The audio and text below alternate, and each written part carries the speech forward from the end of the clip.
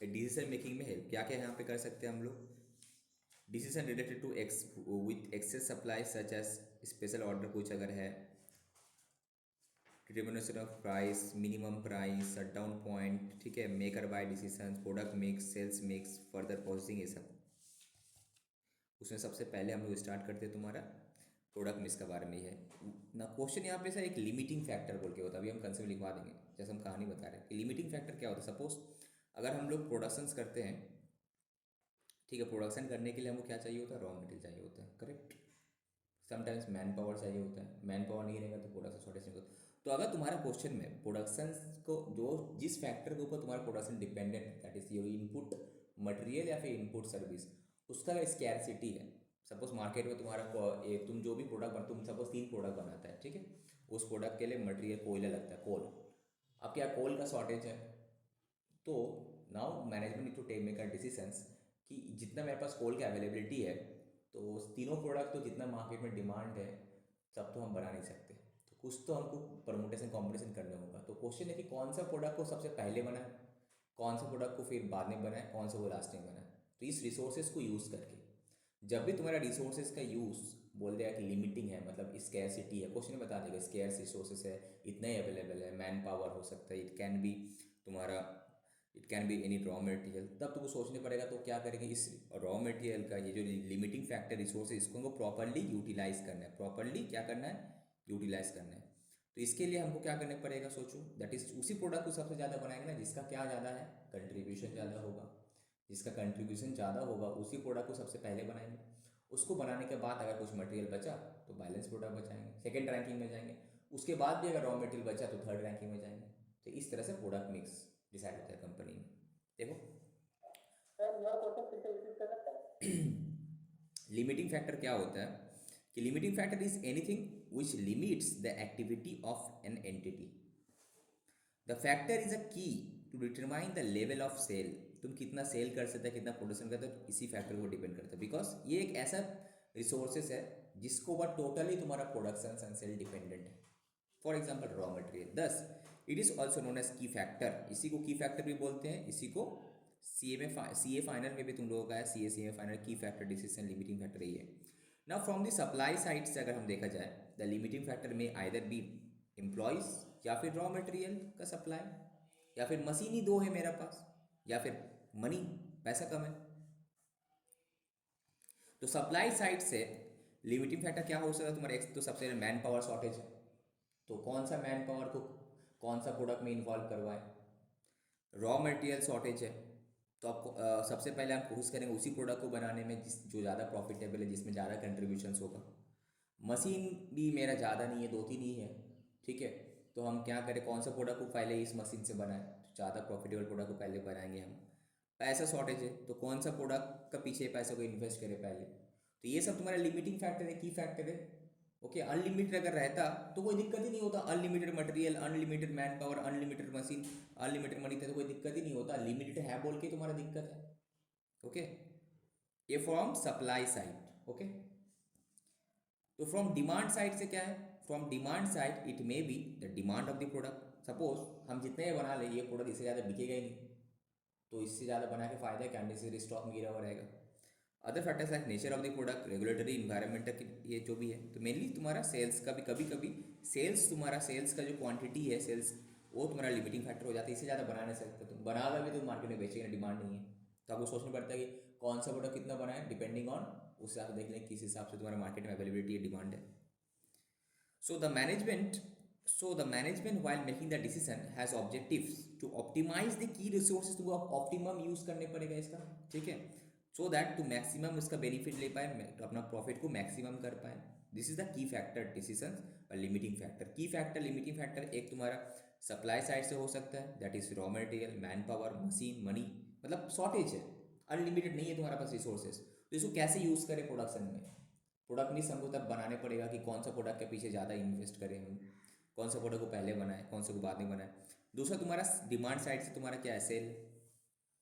हम एक क्वेश्चन से इसको समझाते हैं। सपोज क्वेश्चन नंबर 10 में क्या बोला है कि मूल लिमिटेड प्रोड्यूस करता है X B Y B Z B, तीनों बनाता है। Now it has decided to analyse इस प्रोडक्शन मिक्स, मैंने प्रोडक्ट मिक्स को एनालाइज करेगा, कि प्रोडक्ट मिक्स का सम से, ओके, प्रोडक्ट मिक्स का sum in respect of this three product X Y and Z. अब डेटा कुछ दिया हुआ रहेगा, बोल रहा कि एक्स बनाने में मेरा मटेरियल लगता है एक यूनिट का पीछे 160 रुपये का, 120 रुपया, 80 रुपये का। तो एक्स वाई जेड बनाने में, एक यूनिट बनाने में इतना मटेरियल लगता है। Material cost per unit of X, per unit of Y, per unit of Z कितना है? 160, 120, 80 रुपये, ओके।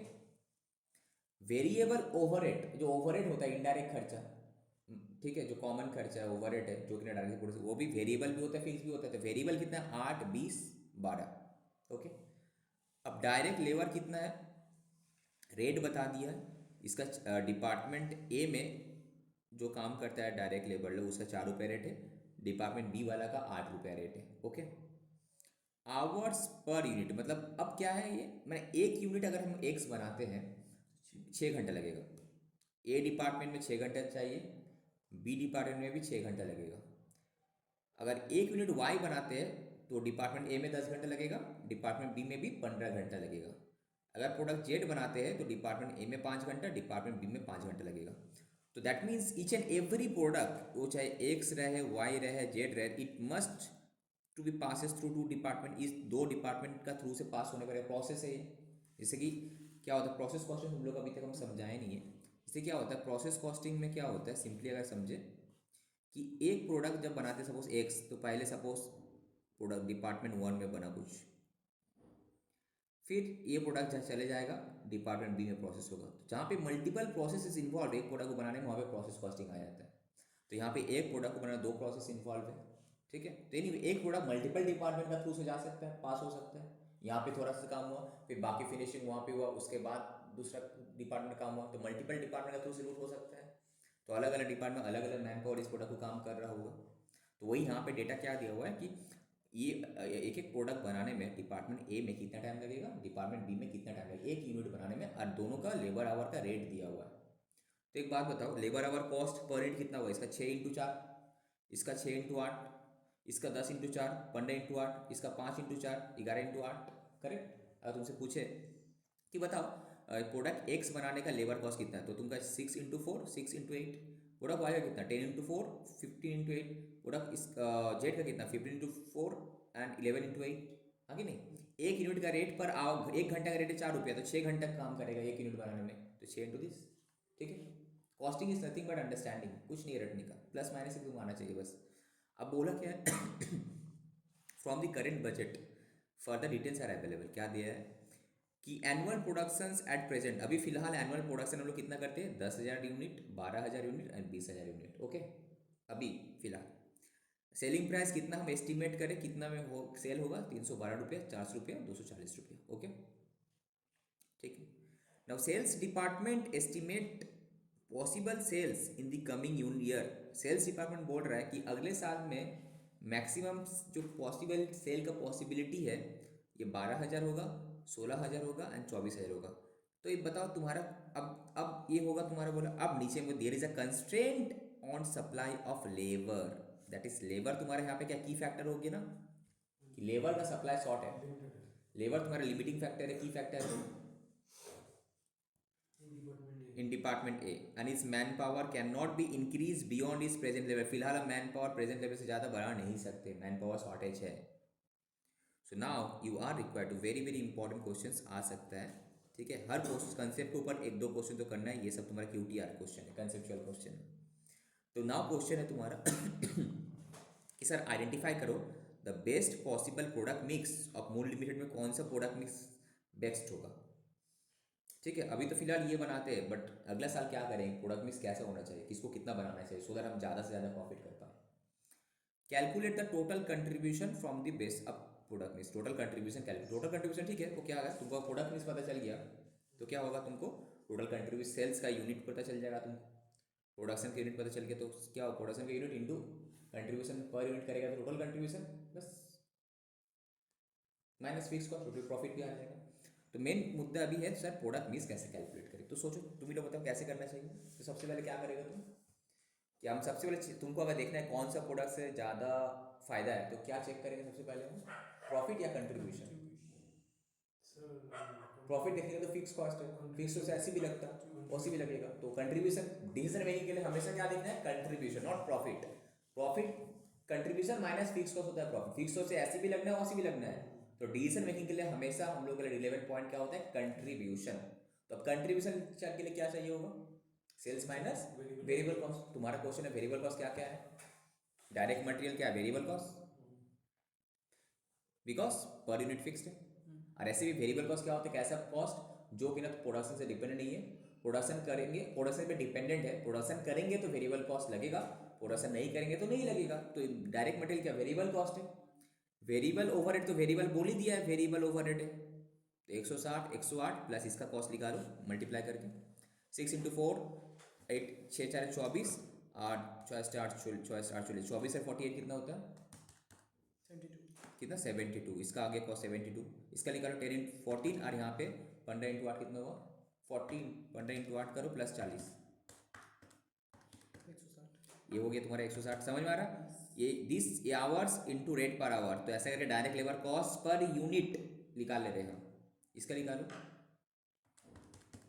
5 इंटू 4 11 इंटू 8 कितना 108 108। तो आराम से तुम वेरिएबल कॉस्ट निकाल सकते ना। तो variable cost total variable cost per unit कितना होगा 160 प्लस 8 प्लस 72 कितना होगा, कल कैलकुलेट करो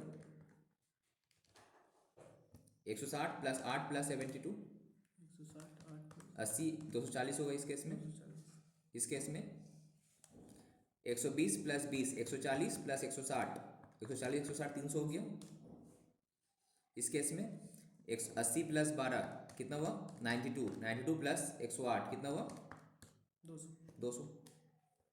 अब तुमको भाई सेलिंग प्राइस ही पता है 312 400 240। तो क्या करना है, selling price minus variable cost contribution आ गया। तो अब देखो अभी भी रैंकिंग नहीं करेंगे, तो वही देखो तुम जो कैलकुलेट किया ना 240 300 200 समझ में आ रहा है। ओके तो हम सबसे पहले कैलकुलेट करें कंट्रीब्यूशन पर यूनिट, आराम से निकाल सकते हो तुम। दैट मीन्स तुम पता रहना चाहिए कि वेरिएबल कॉस्ट क्या होता है, डायरेक्ट मटेरियल डायरेक्ट लेबर, जो तुम जो अलग अलग किया है यहाँ पे हम डायरेक्ट शॉर्टकट किए, एग्जाम में ऐसा लिख के करना है जब क्वेश्चन समझने के लिए शॉर्टकट, सो दैट एग्जाम में जब तुम क्वेश्चन करोगे तुम्हारे दिमाग में आंसर फ्रेम हो जाना चाहिए वो करना क्या है। ओके कॉस्टिंग में दिक्कत ये होता है कि हाउ टू स्टार्ट समझ में नहीं आता, तो तुमको क्वेश्चन रीड करते वक्त जो फ्रेम हुआ वही है यहाँ पे देखो वेरिएबल ओवर है। तो टोटल वेरिएबल कॉस्ट तुम्हारा समझ में आ गया कैसे कैलकुलेट किया हम लोग। ओके अब क्या selling price minus variable cost A minus B contribution per unit. तो यहाँ पे अब बस इतना देखो, इतना देखिए अगर तुमसे पूछे तो कौन सा प्रोडक्ट का रैंक क्या है, तो तुमको लगा कि based on contribution per unit ये होना चाहिए रैंक 1, कौन सा वाई, और एक्स होना चाहिए रैंक 2 एंड जेड होना चाहिए रैंक 3, करेक्ट। बट ये इस बेसिस में भी हम लोग डिसीजन नहीं ले सकते। अब डिसीजन लेना है तुम्हारा की फैक्टर के बेसिस। तुम्हारा क्वेश्चन में की फैक्टर क्या है, लेबर। तो यहाँ पे कंट्रीब्यूशन पर लेबर आवर निकालना है। डिपार्टमेंट ए में तो लिमिटेड है हाँ डिपार्टमेंट ए का ही तब लेना है हमको, नॉट बी का। तो जहाँ का लिमिटेड है वहाँ का। तो बताओ एक्स बनाने में डिपार्टमेंट ए में कितना घंटा चाहिए, 6 घंटा, 6 घंटा इसमें 10 घंटा, इसमें 5 घंटा। तो दैट मीन्स ये जो कंट्रीब्यूशन पर यूनिट 72 आया था इसको डिवाइड करना 6 से, तो कंट्रीब्यूशन पर आवर ऑफ की फैक्टर निकल गया ना। Contribution per hour that is की फैक्टर, की फैक्टर का बेसिस में कितना हो रहा है, तो 72 बाई 6 12, 10 100 बाई 6 10, 40 बाई 5 8। अब जाके तुम फाइनली रैंकिंग करो, ठीक है, नॉट कंट्रीब्यूशन नॉर्मल वाला, की फैक्टर का बेसिस रैंकिंग बेस्ड ऑन की फैक्टर, बेस्ड ऑन की फैक्टर का बेसिस में रैंकिंग करना है। तो की फैक्टर क्या था, आवर्स था यहाँ पे, वो भी क्या डिपार्टमेंट ए का आवर्स, तो उसी से कंट्रीब्यूशन पर यूनिट को उसी से डिवाइड करना है। ये तुम्हारा फोकस होना चाहिए, बाकी तुमको पता ही है, यही नया तुम सीख रहे हैं यहाँ पे। ये जो है तुम्हारा की फैक्टर यहाँ पे लिखो, ये जो आवर्स है ये तुम्हारा की फैक्टर है, डिपार्टमेंट ए का आवर ये की फैक्टर है, तो उसी से डिवाइड करना है। तो रैंक 1, अब ज़्यादा कंट्रीब्यूशन किसका है 1, इसका है 2 3, तो देखो तुम्हारा डिसीजन चेंज हो गया ना, उसके हिसाब से ज़्यादा अलग हो रहा है इसके हिसाब से। तो की फैक्टर के हिसाब से तुमको देखना है रैंकिंग क्या हो रहा है कंट्रीब्यूशन पर। तो सबसे पहले हम क्या प्रोडक्ट बनाएंगे एक्स, उसके बाद माल बचा आई मीन आवर्स रहा तो 2, उसके बाद आवर्स रहा तो क्या करेंगे जेट, इस हिसाब दैट इज। अब क्वेश्चन है तो सर तो हमको देखने पड़ेगा मेरा पास आवर्स कितना अवेलेबल है, तो देखो लेट्स चेक। डिपार्टमेंट ए में 4 घंटा 6 घंटा 10 घंटा 5 घंटा, ठीक है।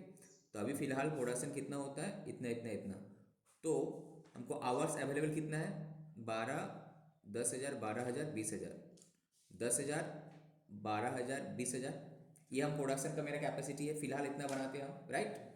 तो अभी फिलहाल मेरे पास लेबर कितना अवेलेबल है लास्ट टाइम का बेसिस से, तो 10,000 इंटू 4 12,000, सॉरी इसका 10,000 इंटू 6 12,000 इंटू 10, ये रहा 12,000 इंटू 10 20,000 इंटू 5, ये रहा। That is total labour our required for department A. Existing hours इतना अवेलेबल, कितना 2,80,000 घंटा, यही मेरे पास फिक्स्ड है। अब ये now I have to plan कि ये जो 2,80,000 ये तो तुम्हारा लिमिटेड है, इससे ज़्यादा तो हम, सॉरी ये जो 2,80,000 घंटा है ये मेरा लिमिटेड फैक्टर है, की फैक्टर है, इसी को प्रॉपरली यूज़ करना है हमको, I have to use this properly, correct. तो कैसे, तो हम सबसे पहले क्या क्या लास्ट ईयर का प्रोडक्शन का बेसिस है, नॉट सेल्स, लास्ट ईयर का, बिकॉज देखो हमेशा एक चीज़ याद रखो, आवर्स किससे रिलेटेड है, सेल्स से ना प्रोडक्शन से, प्रोडक्शन से रिलेटेड नॉट सेल्स, तो यहाँ पे गलती हो सकता है। तो existing hour based on production, sales थोड़ी होता है यार, प्रोडक्शन करेंगे तो मशीन आवर चाहिए हमको, मैन पावर चाहिए, ठीक है। सेल्स करने के लिए मैन पावर तो सेल्स मैन में वहाँ पे, प्रोडक्शन के लिए तो मैन पावर प्रोडक्शन से ही सब, प्रोडक्शन प्रोडक्शन प्रोडक्शन। तो एक यूनिट बनाने में 6 घंटे लगता है, तो 10,000 के लिए कितना, एक यूनिट बनाने में 10 घंटे लगता है, तो 12,000 के लिए कितना, एक का 5 20, टोटल 80 है, 2,80,000 घंटा मेरा पास अवेलेबल हो सकता है एनुअल में। अब हमको प्लान करना है कि बेस्ट पॉसिबल प्रोडक्ट मिक्स क्या होना चाहिए, तो हमको 2,80,000 को एलोकेट करना है बेस्ड ऑन द रैंकिंग, है कि नहीं। तो बेस्ड ऑन दी रैंकिंग हमको एलोकेट करना है। अब हम इसको यहीं पे करा देते हैं साइड में, इसको वहाँ खोलने पड़ेगा, सैमसंग नोट्स में इसको लेकर जाने पड़ेगा हमको फिर से 3 5, ओके। तो यहाँ तक तो सोल्यूशन करेंगे नहीं हम, मेन सी प्रोडक्ट में सेकेंड पार्ट जो है बेस्ट पॉसिबल, सैमसंग नोट्स में हैंडराइटिंग सही नहीं होता, पता नहीं क्यों, बेस्ट पॉसिबल प्रोडक्ट मिक्स, ये लिखा है, इसी को अच्छे से फोकस करना, बाकी तो वो समझ में आ गया होगा। तो करना क्या है, तुम्हारे पास के प्रोडक्ट है, तुम्हारे पास एक्स वाई जेड, तो सबसे पहले तुम यहाँ पे प्रोडक्ट लिखो एक्स वाई जेड, ओके ठीक है। अब क्या करना है, तुमको रैंकिंग देना है, तो रैंक लिख लो यहाँ पे, किसका क्या रैंक तुम दिया है, एक्स का 1 दिए हम, इसका 1 दिए हैं, वाई का 2 दिए हैं, जेड का 3 दिए हैं। ऐसा आ गया सीरियली, बट नॉर्मली आता नहीं है, नॉर्मल होता 1 जेड 1 आया, ये 2 आया, तो यहाँ पे ऐसे आ गया। तो नाउ मेरे पास लिमिटिंग फैक्टर क्या है, आवर्स ऑफ डिपार्टमेंट ए, तो डिपार्टमेंट ए का आवर्स कितना अवेलेबल है, 2,80,000 घंटा, ओके, 2,80,000 आवर्स। तो सबसे पहले हम किसको बनाएंगे बोले हैं, डिसाइड किए हैं एक्स को। तो एक्स तुम कितना बनाओगे, जितना मार्केट में बेच सकते हो, करेक्ट। तो देखो मार्केट में कितना बेच सकते हो, तो 12,000, तो 12,000 ही हमको बनाना है कि नहीं। मार्केट में 12,000 से ज़्यादा बनाने से कोई फायदा है नहीं, तो जितना मार्केट में बेच सकते उतने बनाएंगे, तो मैक्सिमम हम बनाएंगे कितना, 12,000। तो दैट मीन्स ये प्रोडक्शन तुमको कितना करना है, 12,000, करेक्ट। तो प्रोडक्शन अगर 12,000 करना है तो घंटे कितना आवर्स लगेगा इसमें, 12,000 इंटू 6 घंटा करके कितना हुआ, 72,000 आवर्स, ओके। तो 12,000 इंटू 6 आवर्स करके लगेगा, 6 आवर लगते हैं एक यूनिट बनाने में, तो 12,000 के लिए कितना 72, अभी भी तुम्हारे पास आवर्स अवेलेबल है। तो नेक्स्ट हम फोकस करेंगे वाई में, तो वाई कितना बनाना है, बना सकते हैं मैक्सिमम, बोला 16,000। तो 16,000 बनने के लिए लेबर आवर कितना चाहिए, 16,000 इंटू 10, दैट इज 1,60,000, उतना है तुम्हारे पास, लेकिन 72,000 तो मैंने से ऑलरेडी इसमें, तो 2,80,000 माइनस 72 करो कितना होगा, तो तुम करना है 2,80,000 माइनस 72, उसका लिए हटा दो, तो तुम्हारा पास है 2,08,000, तो ये भी आराम से बन जाएगा, ठीक है। तो 16,000 अगर हमको बनाना है, तो दैट इज तुम यहाँ पे तुम एक काम करो, एक दूसरा कलर लो। तो सबसे पहले हम क्या किया, ये रैंकिंग तुमको देना पड़ेगा, first you have done this, ठीक है। सेकंड तुम क्या किया, ये सब हेडिंग लिखने के बाद व्हाट यू हैव डन, तो हम ये सेकंड तुम ये किया, ओके, फर्स्ट सेकंड। थर्ड हम क्या किया, आवर्स, ये हम किया फोर्थ, ठीक है। फिर now check balance, now check balance hours, पूरा हो पाएगा कि नहीं हम चेक किया, फिर हम देखें हाँ पूरा बन जाएगा तो 5 नंबर में ये लिखे, ओके। अब 6 नंबर में क्या लिखेंगे, कितना 1,60,000 घंटा चाहिए, तो 1,60,000 घंटा लिख लिए। कैसा है, 16,000 प्रोडक्शन इंटू 10 आवर्स, ठीक है, हो गया। तो अब देखो तुम्हारे पास कितना बैलेंस अवेलेबल है, कैलकुलेटर उठाओ। 2,80,000 से माइनस करना है हमको 72,000, माइनस करना है 1,60,000, तो अभी जस्ट मेरा पास 48,000 है। तो तुम्हारे पास बैलेंस कितना बचा हुआ, 48,000, दिस इज योर बैलेंस। तो ये हम 6 किए, ये हम 7 किए, तो लास्ट में बचेगा क्या, 8। स्टेप भी लिखवा दिया हम। तो अब 48,000 मेरे पास अगर आवर है, तो 48,000 में कितना यूनिट हम बना लेंगे प्रोडक्ट जेट, तो क्या होगा 48,000 आवर्स अवेलेबल डिवाइडेड बाय, एक यूनिट बनाने में 5 घंटा लगता है, तो 48/5 करो, तो 48,000 डिवाइडेड बाय 5 करने से आता है 9,600, करेक्ट। तो मैक्सिमम हम 9,600 यूनिट ही बना पाएंगे। ये तुम्हारा हुआ 8 नंबर। रूम की आशीष कुमार, समझ में आ रहा होगा, हाँ सर। बस। तो बस यही तुम्हारा पॉसिबल प्रोडक्ट में से कितना बना, 12,000, 16,000, 9,600, कितना हुआ 12,000, 16,000 और 9,600, टोटल हम इतना ही बना पाएंगे, ठीक है। Productions understand. इस चीज़ को और एक बार हम समझाते हैं। तो करना क्या है, सबसे पहले तुमको क्या करना है, बेस्ट पॉसिबल प्रोडक्ट मिक्स लिख लो, प्रोडक्ट का नाम लिख लो, रैंकिंग कर लो तुम 1 2 3, जैसे भी रैंकिंग तुम निकाला, based on ranking, based on contribution factor, की फैक्टर। नाउ तुम टोटल आवर्स कितना है, जो भी टोटल लिमिटिंग फैक्टर दिया हुआ है उसको लिख लो यहाँ पे, यही फॉर्मेट में फॉलो करना, बुक में दूसरा फॉर्मेट किया, दिस द बेस्ट फॉर्मेट, ठीक है। अब तुम देखो कि तुम कितना प्रोडक्शन कर सकते हो, प्रोडक्शन मैक्सिमम कितना करेंगे हम यहाँ पे, मैक्सिमम सेल्स जितना हो सकता है, तो इस केस में 12,000, तो पूरा 12,000 का जितना घंटा चाहे देख लो। अब नेक्स्ट केस में कितना, 16,000, चेक करो 16,000 बनाने के लिए जितना आवर चाहिए उतना अवेलेबल है कि नहीं है, तो है, ठीक है, लिख लो। उसके बाद लास्ट में तुम देखना थोड़ा शॉर्टेज गिरेगा, तो बैलेंस आवर को तो पहले लिख लो कितना बचा, माइनस कर लो, तो इतना घंटे से कितना प्रोडक्ट बनेगा, तो जितना आवर्स है डिवाइडेड बाय 1 घंटा बनाने में सकते, ठीक है। तो लेट्स कंटिन्यू, 2,80,000 आवर्स, तो क्या है इस हिसाब से बैलेंस आवर्स डिवाइडेड बाय 1 घंटा बनना, 1 यूनिट बनाने में कितना घंटा लगता है, बस खत्म। तो this is your product mix, खत्म। एक पूछा था identify the best product mix, तो तुमको लिखना है कि best product mix is, so best product mix is, x कितना बनाना है, 12,000, वाई 16,000,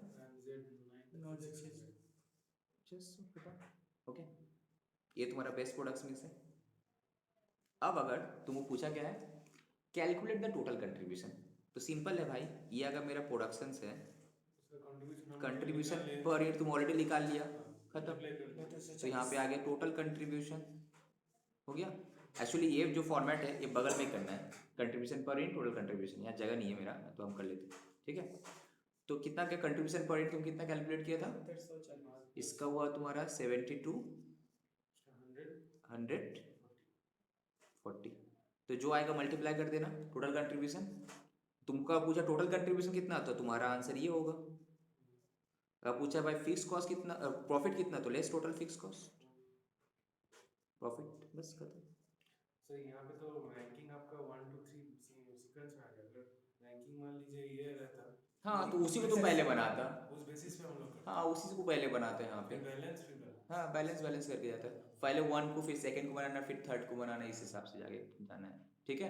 अवेलेबल आवर को मुझे यूटिलाइज करना है। समझ में आया तुम लोगों को फॉर्मेट, इस ये फाइनल में हम लोग किए थे, हम लोग टाइम में इंटर में नहीं था, हम लोग टाइम में जब I have appear for the exam, तो ये सी ए फाइनल में थे टॉपिक, ठीक है। अभी तुम लोग इंटर में घुसा दिया, अब नेक्स्ट क्या मांग रहे हैं, तो कंट्रीब्यूशन तो बता दिया, अब क्या छोड़ो, हो गया। क्वेश्चन नंबर 11, तो बेस्ट प्रोडक्ट मिक्स समझ में आया, कंसेप्ट क्या है इसका, एक फॉर्मेट जो है, एक क्वेश्चन कर लेना, इसको मास्टर्स कंसेप्ट कॉपी जो तुम करता है, इस क्वेश्चन को रेफर करके सॉल्व करना कंसेप्ट कॉपी में, तो एक क्वेश्चन करना, तो कंसेप्ट क्लियर हो जाएगा। Now question number 11.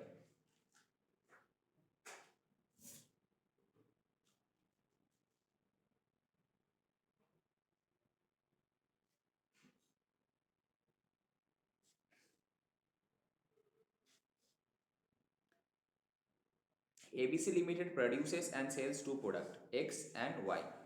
The product is highly demanded in the market. Okay. The following information relating to both the product are given as under X and Y का direct material दिया हुआ, देखो direct wages दिया हुआ है, variable overhead दिया हुआ है, ठीक है. इसमें क्या दिया है कि ₹5 पर मशीन आवर्स. इससे कुछ तो तुम हिंट्स मिला होगा, क्या बोलो तो बताओ.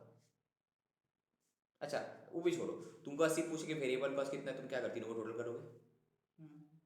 डायरेक्ट मटेरियल डायरेक्ट वेजेस तो हमेशा वेरिएबल होता है, और ओवरहेड तो वेरिएबल बोल ही दिया है. तो this is my total variable cost per unit. Okay.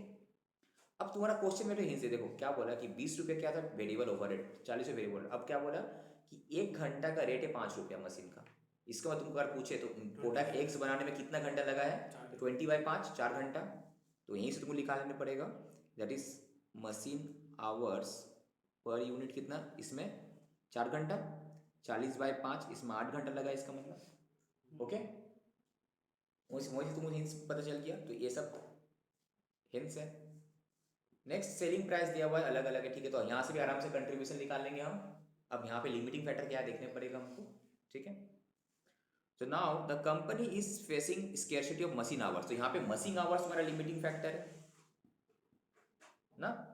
Machine our तुम्हारा लिमिटिंग फैक्टर है, लिमिटिंग फैक्टर या फिर क्या की फैक्टर, जो ही बोलो. The availability of machine hours कितना है, मैक्सिमम भाई 60,000 घंटा ही एक महीने में अवेलेबल है. At present monthly demand product x का इतना है, इसका इतना है, फिक्स कॉस्ट इतना है. तो बस सिंपल प्रोडक्ट मिक्स बनाओ, मैक्सिमम प्रॉफिट कितना होगा, सो दैट बस सिंपल है ना. कर पाएगा कुछ नहीं. देखो selling price minus variable cost, तीनों को जोड़ के तुम किया, क्या क्या कंट्रीब्यूशन आ गया तुम्हारा. 80 और 130. कंट्रीब्यूशन कितना आया 80 130. बट अभी भी रैंकिंग नहीं करेंगे हम, पहले मशीन आवर जो लिमिटिंग फैक्टर वो लिखेंगे 4 और 8 जो हम कैलकुलेट किया. कैसे कैलकुलेट किया, variable overhead divided by rate per hour का 5 था. अब कंट्रीब्यूशन पर आवर निकल गया. अब रैंकिंग के 1 2. बस प्रोडक्ट मिक्स क्या करना है, सबसे पहले हम उसको बनाएंगे 1 को बनाएंगे. तो 8 को बनाने के लिए कितना घंटा चाहिए, 32,000 घंटा. तुम्हारे पास था कितना 60,000 घंटा. तो बैलेंस कितना बचा 28,000 घंटा. 28,000 घंटे में कितना बन जाएगा, 28 डिवाइडेड बाय 8 घंटा करने लगेगा 1 यूनिट बनाने में. तो बस ये हो गया प्रोडक्ट मिक्स. अब प्रॉफिट कितना आएगा, same selling price contribution per unit तुम निकाल लिया था, लेस फिक्स कॉस्ट. ठीक है. तो यहाँ पे क्या करेगा तुम, फॉर्मेट ये लोग ऐसा कर रहा है, तुम इस तरह से करना एक्स वाई, ठीक है. तुम कैसे करेगा यहाँ पे एक्स का वाई का contribution per unit, total contribution less total fix cost, ठीक है. तो तुम्हारा आ जाएगा प्रॉफिट खत्म. ओके. कुछ है सर यहाँ पे स्केर्सिटी मशीन बोला है, इसलिए लिमिटिंग फैक्टर जो भी स्कैसिटी बोले वही तुम्हारा लिमिटिंग फैक्टर उसी होगा. को डिवाइड करके हम हाँ जो भी उसी को डिवाइड करना है. तो पर ये जो है पर आवर का जो पर यूनिट में कितना है वो स्कैसिटी पता चल जाएगा. अगर सपोज तुमको सेम क्वेश्चन तुमको बोलता, हम बता दे रहे इसमें क्या क्या सिनेरियो आ सकते. तुमको यहाँ पे स्कैसिटी बोला लेबर आवर, तुम यहाँ पे क्या पर यूनिट में लेबर आवर कितना था. अगर क्वेश्चन ये बोलता है कि स्कैसिटी क्या है रॉ मटेरियल, तो रॉ मटेरियल का केजी अगर देता तो पर यूनिट में कितना केजी रॉ मटेरियल लगता है वो तुम्हारा करता. अगर रॉ मटेरियल को बोलता है कि वैल्यू लिमिटिंग फैक्टर है, वैल्यू रॉ मटेरियल का वैल्यू दे दिया कि 30 लाख से ज़्यादा रॉ मटेरियल खर्चा हम नहीं कर सकते, तो रॉ मटेरियल का वैल्यू पर यूनिट तुमको लिखने पड़ता है यहाँ पे, ठीक है. वैल्यू मतलब सपोज तुमको बोलता है कि मैक्सिमम तुम्हारे पास रॉ मटेरियल का कितना सप्लाई है 30 लाख रुपये, तो 30 लाख से ज़्यादा तुम रॉ मटेरियल खर्चा नहीं कर सकते, करेक्ट. अब तुमको क्वेश्चन बोलता है कि 1 यूनिट बनाने में मटेरियल कॉस्ट है सपोज इसका 6 रुपया, इसका 7 रुपये, इसका 8, तो दिस इज द वैल्यू अच्छा समझ गया. Material cost per unit. It could be ये सब, ये क्या क्या हो सकता है जो आवर्स है, it could be material cost per unit अगर देता है, इट कुड बी तुम्हारा आवर्स पर यूनिट, ठीक है. It could be KG per unit, कुछ भी हो सकता है, ठीक है. ये आवर्स भी हो सकता है, आवर्स का है तो केजी में है स्कैसिटी, तो 1 यूनिट का कितना, 1 यूनिट के रिस्पेक्ट में, ओके 1 यूनिट में कितना केजी बनने में लगता है वो. अगर बोला कि मटेरियल कॉस्ट का वैल्यू क्या है, तो 1 यूनिट का मटेरियल कॉस्ट क्या क्वेश्चन दिया रहेगा उससे डिवाइड करना तुम. तो क्या होगा, कंट्रीब्यूशन पर आवर है, कंट्रीब्यूशन पर रुपीज होगा या फिर कंट्रीब्यूशन पर केजी होगा, बस यही तो होगा, ठीक है, या पर आवर है वहाँ पे पर केजी होगा, या फिर rupees per unit of material cost होगा। नेक्स्ट क्वेश्चन में आ जाते हैं हम लोग। प्रोसेसिंग स्पेशल इसको for the production and excess in supply. मेरे पास रिसोर्सेज बहुत है, रॉ मटेरियल यूसेज बहुत है, लेबर आवर्स बहुत है। अभी बात की फैक्टर किया, आपके पास रिसोर्सेज बहुत है, जो हम मार्केट का जो डिमांड है वो तो फुलफिल कर ही सकते हैं। अब एक्स्ट्रा डिमांड अगर कोई स्पेशल ऑर्डर दिया वो भी हम फुलफिल कर सकते हैं, ठीक है। तो ये बोला when the resources of production for are excess in supply, demand for the products becomes the limiting factor. Correct, तब क्या है, प्रोडक्ट का सेल्स ये लिमिटिंग फैक्टर हो जाता है। Any additional demand for the product can earn an additional contribution to recover the fix cost. Correct, extra बेचा तो एक्स्ट्रा कंट्रीब्यूशन आएगा, तो फिक्स कॉस्ट भी रिकवर होगा। तो special order are the order which are non repetitive, repetitive nature का नहीं होता, बार कभी कभी आता है इस टाइप का। So offer for special order are accepted even if the offered price cover the marginal cost. हाँ कि नहीं, मतलब क्या होता है कि सपोज हम वेरिएबल कॉस्ट रिकवर कर लिए, यही काफी है, फिक्स कॉस्ट ऐसे भी लगना था वैसे भी लगेगा, मार्जिनल कॉस्ट तो तुम रिकवर कर पा रहे हैं ना, as it utilizes the resources and can earn the additional profit. Some quantitative factor like the effect of decision on the market long term is सब छोड़ो। तो now हम लोग क्वेश्चन में डायरेक्ट आ जाते हैं। इंपॉर्टेंट क्वेश्चन है यहाँ पे डिमांड ही सर लिमिटिंग फैक्टर होता है, क्योंकि अब डिमांड नहीं आएगा तो बेचेगा कैसे और कॉस्ट रिकवर करेगा। यहाँ पे सिंपल क्वेश्चन है तुम्हारा, तो तुम जितना एग्जिस्टिंग डिमांड है वो तो पूरा कर पा रहा है, तुम्हारे पास रिसोर्सेज एक्स्ट्रा है, अब तुमको बोला है कि भाई एक्स्ट्रा ऑर्डर दे रहे तुम बनाओ, अब बट सेलिंग प्राइस में डिस्काउंटिंग मांगेगा, सेलिंग प्राइस कम रहेगा, टोटल कॉस्ट भी कम रहेगा, तब तुमको देखना है कि मेरा अगर सेलिंग प्राइस मेरा मार्जिनल कॉस्ट को रिकवर कर पा रहा है तो ठीक है। वेरिएबल कॉस्ट में बहुत सारे टाइम पे सब कंपनी लोग क्या करते हैं, जब मार्केट खराब रहता है तो वेरिएबल कॉस्ट ही बेचते हैं, फिक्स कॉस्ट ऐसे भी लगना था वैसे भी लगना था, ठीक है। तुम नहीं चाहते ना एक अच्छा कस्टमर को लूज करे आपसे। तो PQR लिमिटेड मैन्युफैक्चर करता है medals for winners of the athletic events, medal बनाता है। इट्स मैन्युफैक्चरिंग प्लांट का कैपेसिटी कितना है, 10,000 मेडल ईच मंथ बना सकते हैं। The company has current productions and sales level of 7,000 medals per month, एक महीने में 7,500 मेडल बना सकते हैं। The current domestic market price of the medal is 150 रुपया अभी फिलहाल मेडल का प्राइस है। तो कैपेसिटी कितना है ईच महीने का 7,000, बट अभी फिलहाल कितना बनाते हैं बोलो, 7,500, मतलब आराम से 2,500 का बना सकते हैं, कैपेसिटी तो मेरे पास है ही, ठीक है ना। कॉस्ट का डाटा दिया हुआ है क्या, अगस्त महीना का, variable cost, direct labour cost, overhead, ये टोटल है नॉट पर यूनिट, कि मेटल क्या क्या देखने पड़ेगा, एक पर यूनिट क्या है टोटल क्या है। फिक्स्ड मैन्युफैक्चरिंग कॉस्ट इतना है, फिक्स्ड में मार्केटिंग कॉस्ट इतना है, टोटल इतना,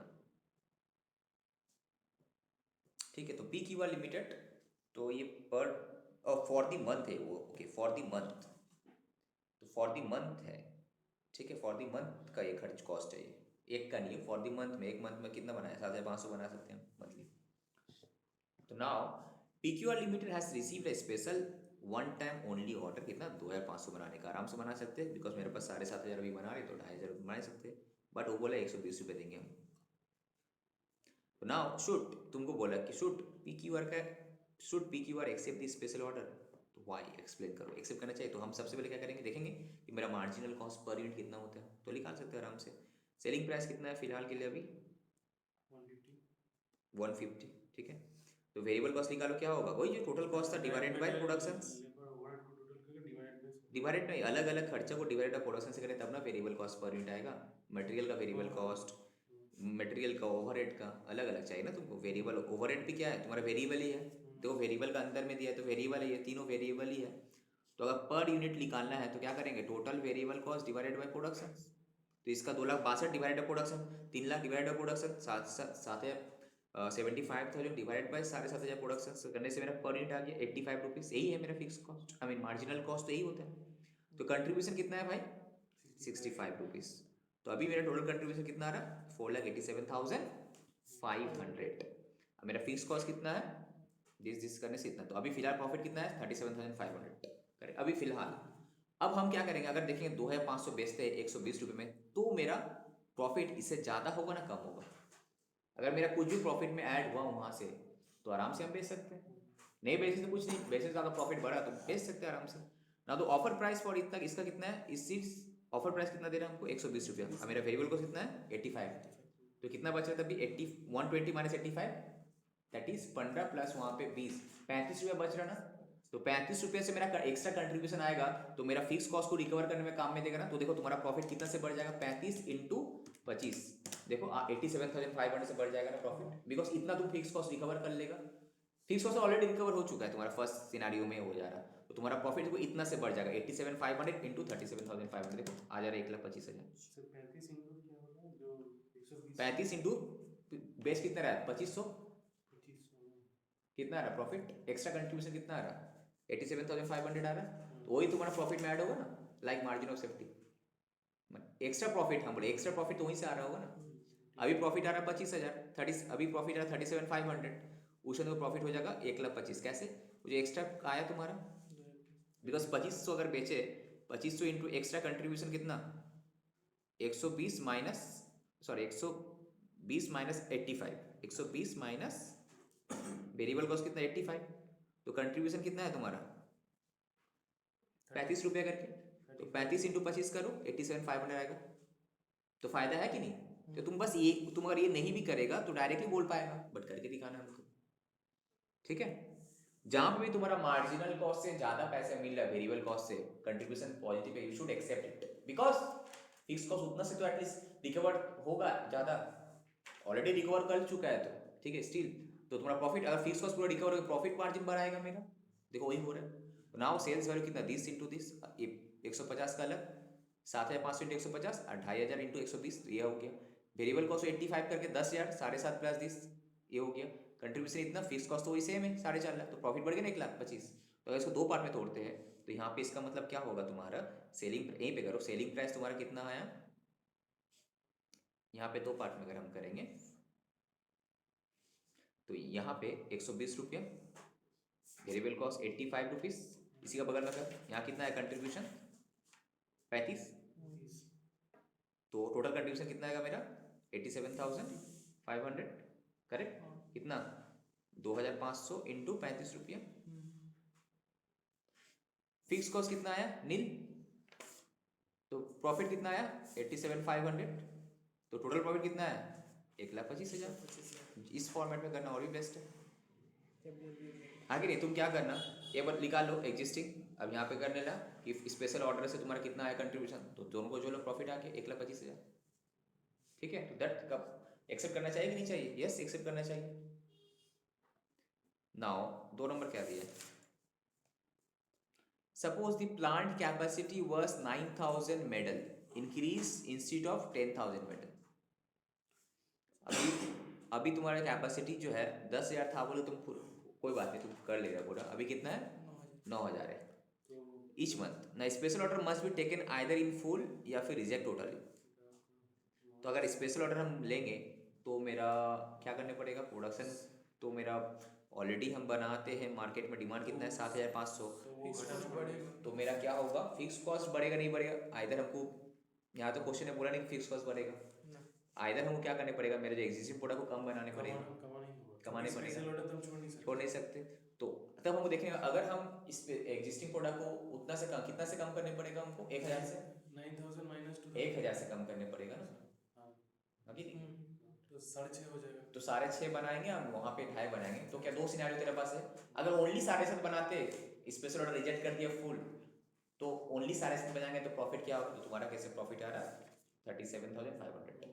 तो अगर हम स्पेशल ऑर्डर को लेते हैं तो मेरा प्रॉफिट कितना आएगा 6.5 से कितना आएगा, और वो जो एक्स्ट्रा स्पेशल ऑर्डर से कितना आएगा, स्पेशल ऑर्डर का प्रॉफिट को दोनों मिला के देख लेंगे, प्रॉफिट बढ़ा तो ठीक है। तो देखो वही यहाँ पे भी क्या होगा, देखो तो 6.5 हो जाएगा ना मेरा, और ये 2,500, तो बस सेल्स देख लो, वेरिएबल कॉस्ट 85 करके कंट्रीब्यूशन फिक्स कॉस्ट, तो प्रॉफिट 60,000 हो रहा। तो अगर हम रिजेक्ट करते हैं तो ओनली हम 7,500 बनाएंगे तो 37,500 हो रहा है, एक्सेप्ट किया तो मेरा बढ़ रहा ना प्रॉफिट, तो एक्सेप्ट करना चाहिए। समझ में आया, सब प्रॉफिट से हम डिसीजन ले रहे हैं, क्लियर कुछ है बस समझने का है, जो समझ में नहीं पाएगा उसके लिए बहुत कुछ होगा, ये भी QTR में जाना। अब देखो मेक और बाय डिसीजन नेक्स्ट क्लास से हम कराएंगे, ठीक है। मेकअप बाय डिसीजन इस अभी इस जितना हुआ इसको बेस करके स्कैनर वगैरह में जो भी क्वेश्चन है या फिर इसका लास्ट में जो होगा एक्सरसाइज में देख लेना, ठीक है। कोई